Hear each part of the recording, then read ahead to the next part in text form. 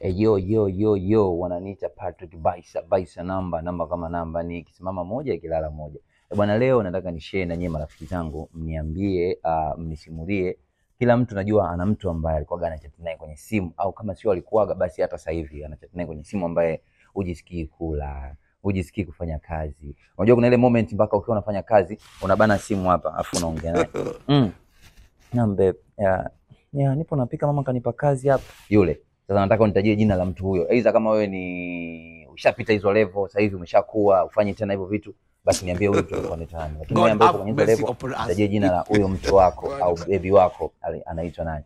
Alafu utakayepatia jina litafanana na jina la baby wangu mimi, ambaye kwa nifanya siwezi kufanya chochote. Yaani nikipewa kazi naona kama nacheleweshwa.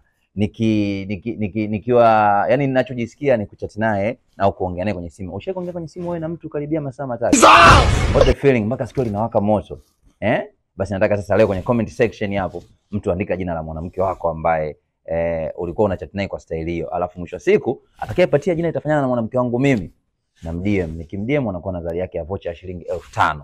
Alafu tutajua nini cha kufanya. Kwa hiyo mwanaume, kwa wewe mwanamke ambaye jina litakuwa lina herufi iliyoanzia na A, na wewe pia una zawadi yako.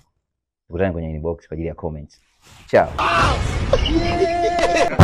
Unataka kwa nini? Hii ni maajabu. Allah! Allah!